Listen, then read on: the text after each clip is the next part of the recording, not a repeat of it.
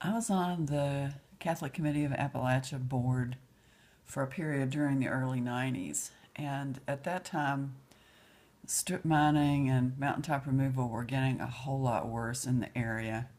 So some of us on the board thought, maybe this land is home to me needs a little bit of an update.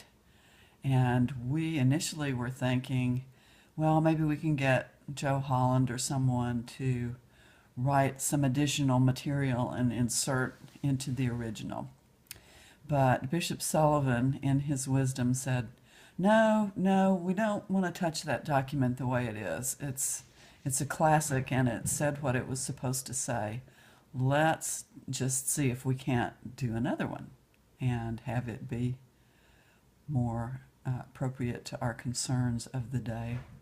So he secured the funding for that, and we had a group of people who were consulting with him.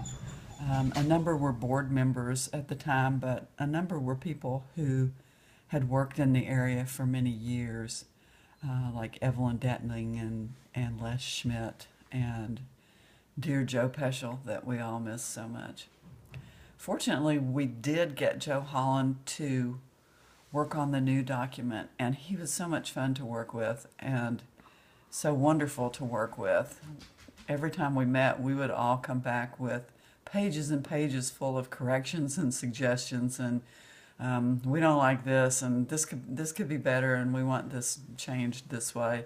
And he was unfailingly gracious and willing to try to put whatever concepts we had into the document. And the writing was just superb when it was finished. It was really a companion piece to This Land is Home to Me.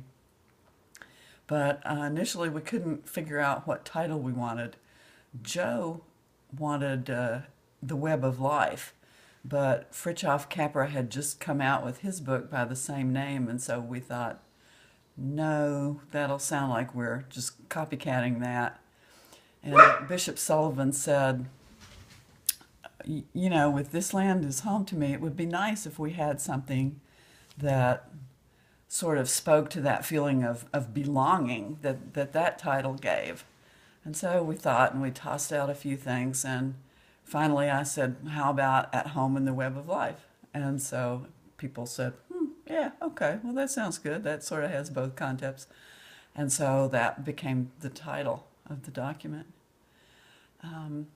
It was a wonderful experience working with folks and getting ready to release the document, which still is very apt today because it's all about sustainability in Appalachia. And that seems to be a topic that has come into its own even more than it was at the time that we did the document, because so many things, the water pollution and the air pollution, the fracking, the mountaintop removal, so many things are going on in Appalachia that do not make for sustainable communities.